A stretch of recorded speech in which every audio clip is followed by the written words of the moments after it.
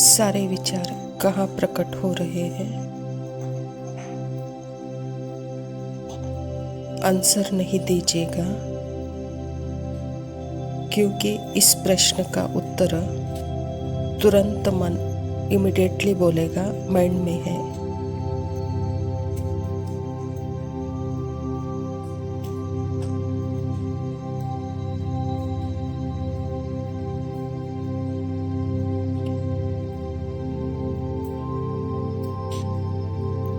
बिना उत्तर के देखे यह सारे थॉट कहाँ प्रकट हो रहे हैं?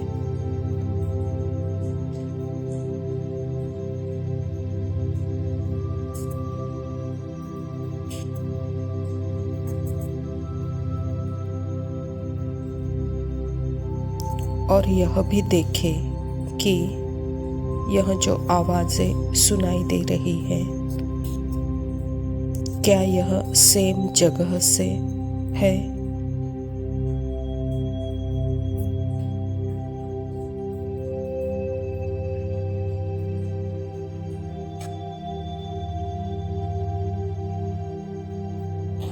या यह आवाजें कहीं बाहर से है?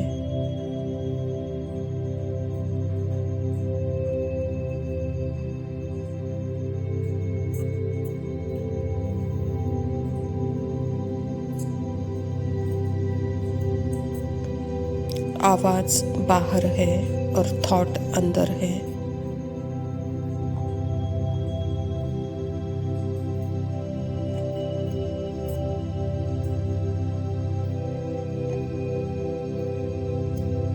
क्या सेंसेशंस भी अनुभव हो रहे हैं?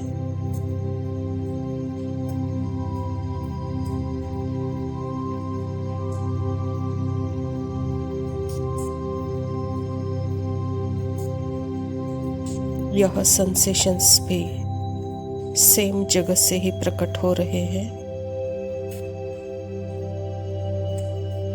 जहाँ से थॉट अपीयर हो रहे थे।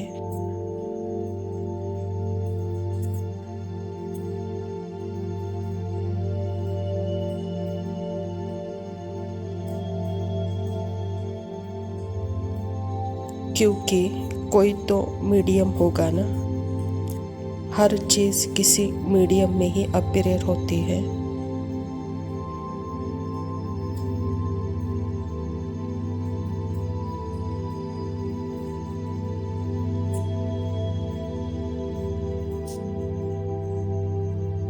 कोई भी ऑब्जेक्टिव अनुभव है तो उसका कोई मीडियम होता है ना।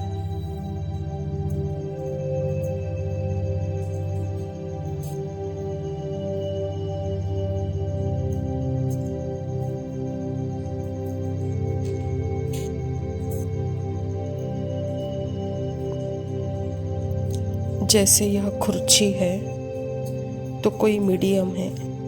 कुर्सी जगह स्पेस में हो सकती है।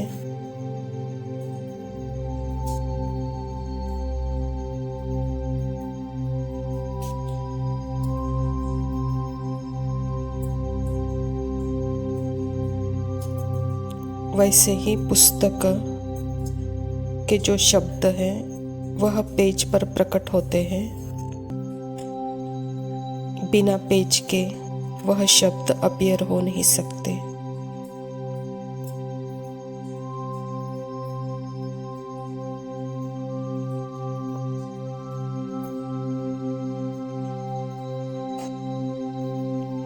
ऐसे ही ईमेल है, स्क्रीन चाहिए अपीयर होने के लिए।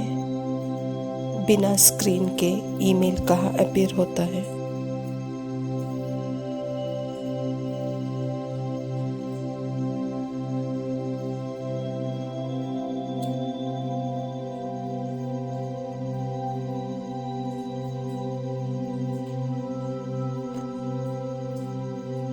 तो ऐसे ही थॉट, आवाज, सेंसेशंस यह कहाँ अपीयर हो रही है?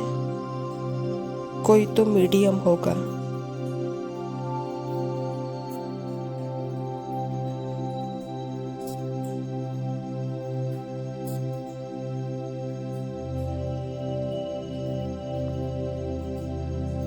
और सभी एक ही मीडियम में ही प्रकट हो रहे हैं या अलग अलग मीडियम में है।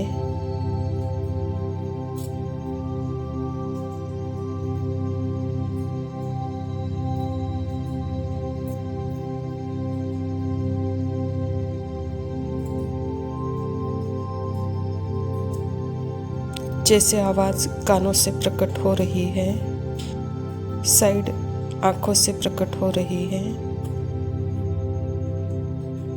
शरीर तो एक खुद संवेदना है, तो यह संवेदना कहाँ से प्रकट हो रहे हैं?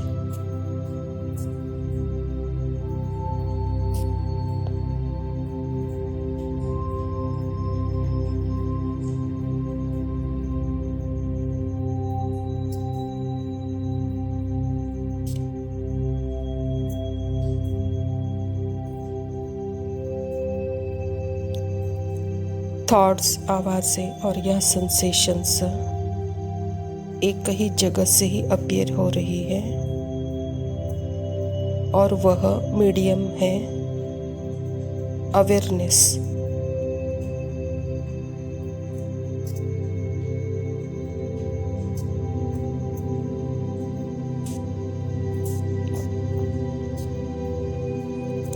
अवेयरनेस भी खुद एक शब्द है। उस साइलेंस मीडियम में प्रकट हो रहा है।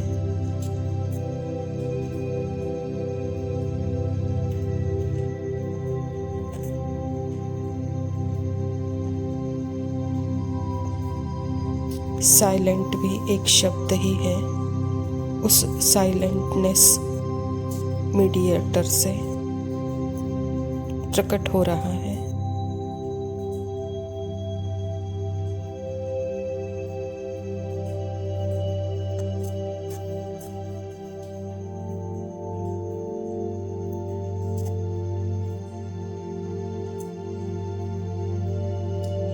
हमने देखा रस, रूप, रंग, स्पर्श, गंध, यह सारे कर्मेंद्रियों के अनुभव कहाँ अनुभव हो रहे हैं?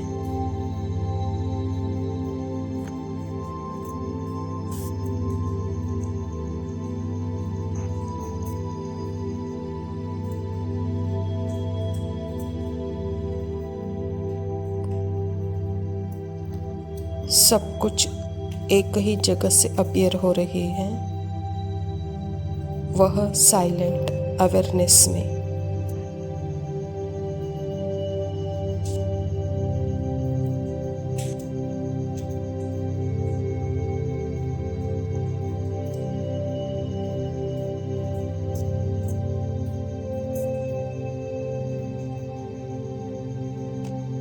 यह क्लियरली देखें, क्योंकि अगर यह क्लियरली देख लिया तो फिर कोई भी इंद्रियों का अनुभव, संकल्पों का अनुभव विघ्न नहीं बनेगा, बाधा नहीं बनेगा।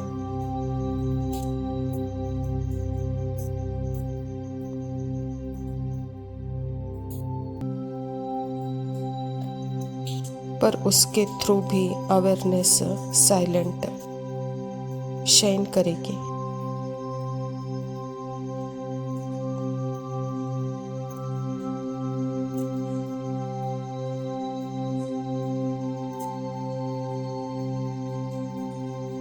क्योंकि यह सारे अनुभव अवेयरनेस से ही बने हुए हैं।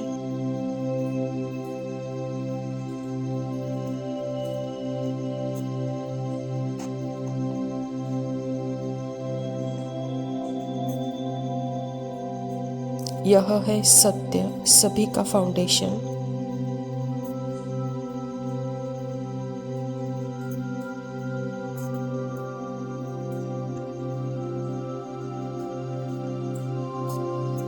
जब यह सत्य का फाउंडेशन पता है तो फिर कोई भी थॉट हो, कोई भी इमोशन, कोई भी फीलिंग, कोई भी साउंड, कोई भी कर्मेंद्रियों का अनुभव मुझे परिवर्तित नहीं कर सकता।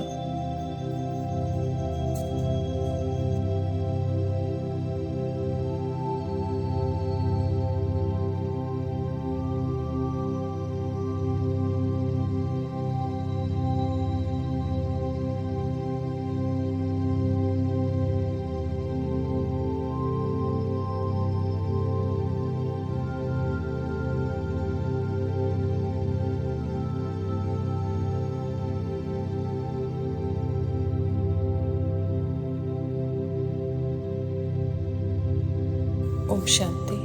प्रातः मुरली बाप दादा मधुबन।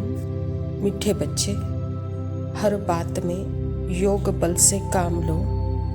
बाप से कुछ भी पूछने की बात नहीं है।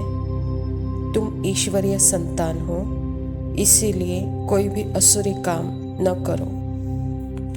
स्वयं परमपिता परमात्मा शिव बाबा प्रजापिता ब्रह्मा के तन में आकर के यह ईश्वरीय विश्वविद्यालय की स्थापना की है और इस ईश्वरीय विश्वविद्यालय के द्वारा ही परमात्मा हमको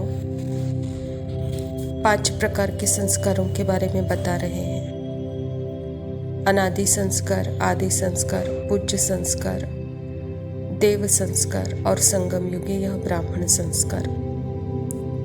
तो यह संस्कार भी मन बुद्धि संस्कारों का एक ग्रुप है।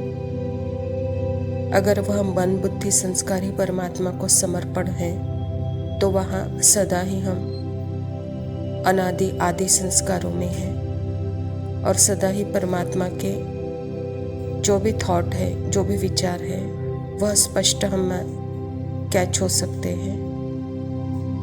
और वह कैच कर ही जब हम एक्शन में आते हैं तो वहाँ जैसे कि यह कर्म ईश्वरीय संतानों का कहलाता है। अगर हमारी बुद्धि परमात्मा के ऊपर समर्पित नहीं है तो वहाँ जैसे कि बाबा कहता बच्चे असुरी संस्कार, असुरी कर्म चल रहा है, कहता बाबा। इसीलिए सदा योग बल से काम लो। प्रश्न है, तुम्हारे इस योग बल की करामत क्या है? उत्तर, यही योग बल है जिससे तुम्हारी सब कर्मेंद्रियां वश हो जाती है। योग बल के सिवाय तुम पावन बन नहीं सकते। योग बल से ही सारी सृष्टि पावन बनती है। इसीलिए पावन बनने के लिए व भोजन को शुद्ध बनाने के लिए याद की यात्रा में रहो, युक्ति से चलो, नम्रता से व्यवहार करो। परमात्मा हम बच्चों को आत्मा की स्मृति दिलाकर यह सूक्ष्म और स्थूल कर्मेंद्रियों के ऊपर जीत प्राप्त कराना चाहते हैं, क्योंकि यह स्थूल और सूक्ष्म कर्मेंद्रिय जो हमको बाहर दिखती है, उनकी सारी एक्टिविटी अर्थात उसका सारा कनेक्शन, उसका सारा पैकेज मुझ आत्मा के अंदर ही है। यह अवेयरनेस और यह साइलेंट स्थिति में हम अनुभव कर सकते हैं। यह कोई बाहर नहीं है, यह अंदर है। और यह जब सूक्ष्म बातें हमको पता चलती हैं तभी जैसे कि हम सारे कर्मेंद्रियों को वश कर सकते हैं। कर्मेंद्रिय कोई बाधा नहीं बनेगी हमारे लिए। तो उसके लिए सत्य का फाउंडेशन को हमको पक्का करना है। जो सत्य है उसी सत्य पर अटल रहना है। जहाँ सत्य है वहाँ जैसे कि नम्रता है, शांति है, खुशी है, प्रेम है, क्योंकि यही मेरा गुण है। धारणा के लिए मुख्य सार है। पहला पॉइंट है, जैसे बाबा बच्चों की सेवा करते हैं, कोई अहंकार नहीं, ऐसे फॉलो करना है। बाप की श्रीमत पर चलकर विश्व की बादशाही लेनी है, रिफ्यूज नहीं करनी है।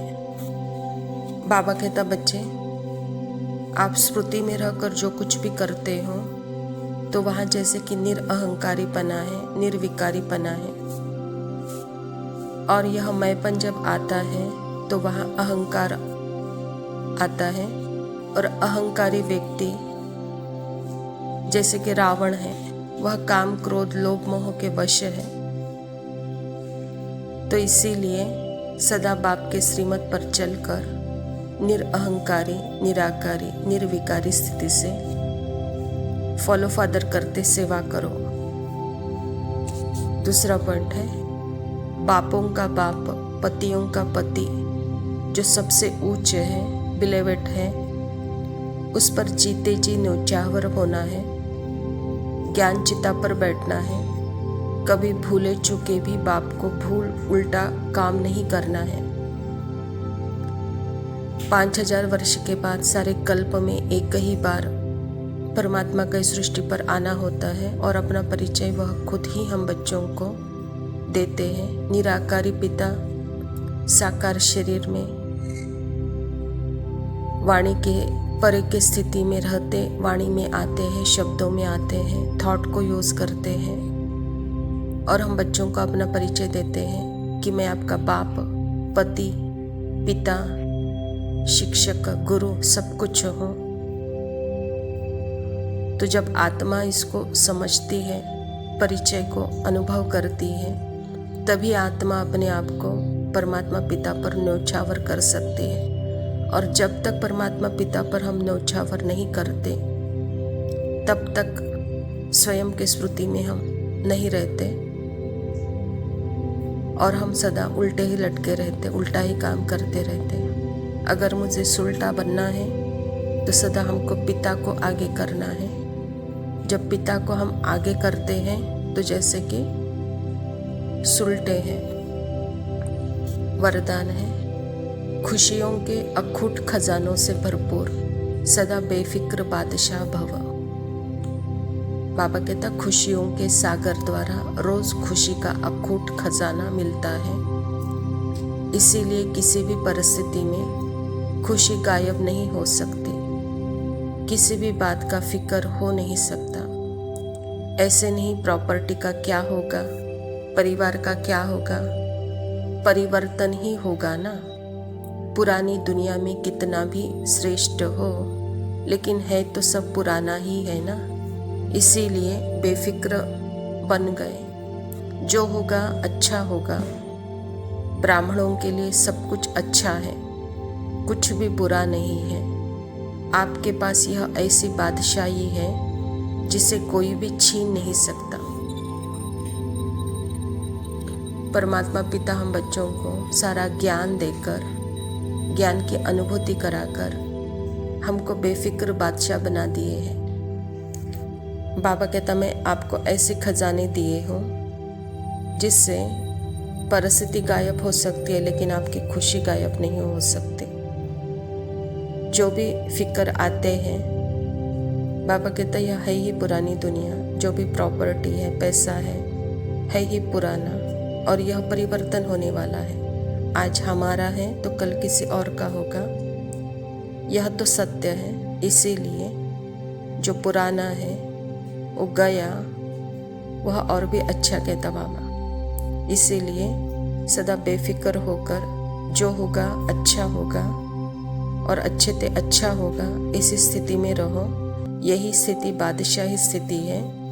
इस स्थिति को कोई छीन नहीं सकता कहता बाबा। स्लोगन है, इस संसार को एक अलौकिक खेल और परिस्थितियों को खिलौना मानकर चलो तो कभी निराश नहीं होंगे।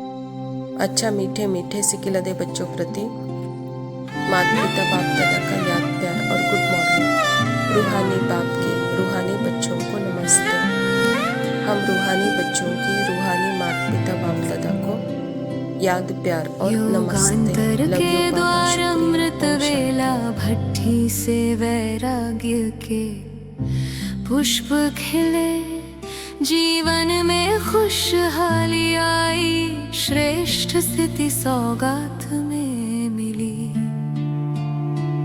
क्यों क्या कहाँ की उलझन से मिला है हल, बाबा से असीम प्यार मिला, पुरुषार्थ में मिला अधिक बल। खुद को देख, खुदा को देख, यही है बाबा का कहना। एक बाप दूसरा ना कोई, यही है दिल की चाहना। खुद को देख, खुदा को देख, यही है बाबा का कहना। एक बाप दूसरा ना कोई, यही है दिल की चाहना। पर चिंतन, पर दर्शन, पर मत में नहीं कोई फायदा मेरे भाई। याद सेवा स्वचिंतन में सारी कमाई है समाई। ज्ञान योग और निस्वार्थ सेवा बढ़ाता जीवन में विराग। स्वार्थ लगाव झुकाव आकर्षण